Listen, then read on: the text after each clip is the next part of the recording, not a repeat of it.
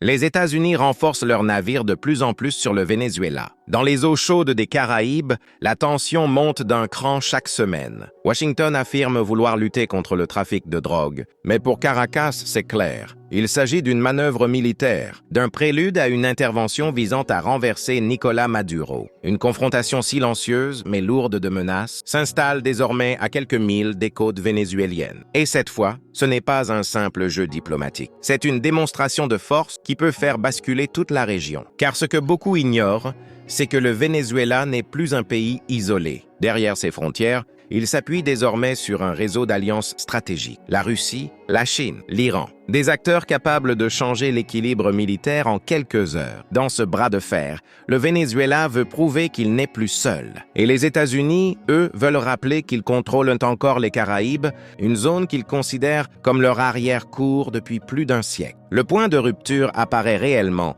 lorsque Donald Trump, alors président des États-Unis, laisse planer la menace. Toutes les options sont sur la table, une phrase qui résonne comme un avertissement. Dans les jours qui suivent, Washington augmente sa présence navale, déployant destroyers, avions de surveillance et frégates antimissiles. Officiellement, pour interrompre les routes de la cocaïne. Officieusement, pour maintenir Maduro sous pression permanente. À Caracas, cette montée en puissance est interprétée comme un acte hostile. Maduro accuse les États-Unis de préparer une opération d'envergure pour imposer un changement de régime. Il parle d'une stratégie d'encerclement, d'un blocus maritime qui ne dit pas son nom. Et dans les rues, la population habituée à la crise sent que cette fois, le pays est au bord d'un tournant. Si la situation devient aussi explosive, c'est parce que le Venezuela n'est pas seulement un pays en crise politique, c'est aussi l'un des plus grands réservoirs pétroliers du monde. Pour Washington, l'effondrement de Caracas représente une opportunité géopolitique. Pour ses alliés étrangers, au contraire, c'est un espace stratégique à préserver. La Russie y voit un pied militaire dans l'hémisphère occidental. La Chine y voit un partenaire énergétique crucial. Quant à l'Iran, il y voit un allié idéologique qui partage le même ennemi.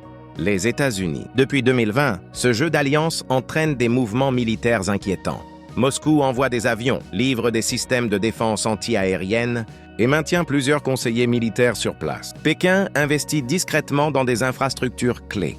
Et Téhéran, à la surprise générale, achemine du carburant, des drones et du matériel balistique. Le message est clair. Toute attaque contre Caracas pourrait déclencher une réaction en chaîne impliquant plusieurs puissances. Face à cela, les États-Unis renforcent encore leur présence maritime. Des navires lourds patrouillent à la frontière maritime vénézuélienne. Les avions de reconnaissance multiplient les survols. Le Pentagone affirme que c'est une opération de sécurité régionale. Mais les analystes savent que, lorsque les flottes américaines se rapprochent d'un pays, c'est rarement sans raison stratégique majeure. Pour Maduro, cette pression américaine sert aussi un objectif interne, mobiliser son peuple, cimenter son pouvoir, réveiller un nationalisme anti-impérialiste extrêmement puissant en Amérique latine. Chaque discours du président vénézuélien parle de souveraineté, de résistance, de lutte contre l'ingérence étrangère.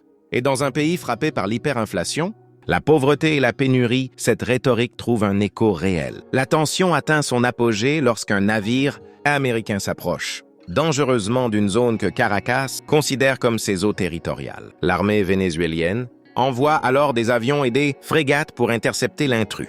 Aucun tir n'est échangé, mais l'incident rappelle à quel point l'escalade peut se produire en quelques secondes. Et ce n'est pas tout. Plusieurs réseaux de renseignements affirment que le Venezuela a renforcé ses bases militaires côtières, déplacé des systèmes anti-aériens russes et mis en alerte ses unités spéciales. Le gouvernement craint qu'une opération éclair soit lancée sous couvert d'une Mission Anti-Drogue. Ce scénario, qui ressemble à ce que les États-Unis ont déjà réalisé dans d'autres régions du monde, reste une obsession pour le pouvoir vénézuélien. Pendant ce temps, l'opposition, divisée et affaiblie, voit dans cette crise internationale une possible opportunité. Certains espèrent que la pression américaine fera tomber le régime. D'autres redoutent que cela ne renforce encore davantage Maduro. Le pays, déjà profondément fracturé, se retrouve coincé entre la menace d'une intervention étrangère et la réalité d'un pouvoir autoritaire bien installé. Dans les quartiers populaires de Caracas, beaucoup se posent une question simple. Que se passera-t-il si un seul tir est effectué dans ces eaux surveillées? Une frappe mal calculée, un avion abattu, un navire approchant trop près? Il suffirait d'un incident pour déclencher une réaction militaire que personne ne contrôlerait. car derrière les États-Unis se trouve une coalition occidentale prête à soutenir une intervention. Et derrière le Venezuela se trouvent 3 puissances nucléaires qui n'ont aucun intérêt à laisser tomber leurs alliés. C'est là que le conflit devient vraiment dangereux. Le Venezuela n'est pas un pays isolé, et les États-Unis ne sont plus une puissance incontestée. Chaque mouvement naval, chaque déploiement aérien, chaque discours menaçant s'inscrit dans une logique mondiale plus large. Une logique où l'Amérique latine redevient un terrain de confrontation entre superpuissances. Alors, où va cette crise?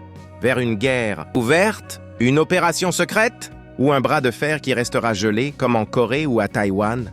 Personne ne peut l'affirmer. Mais une chose est certaine, jamais depuis la guerre froide, les Caraïbes n'avaient été aussi proches d'un véritable choc géopolitique.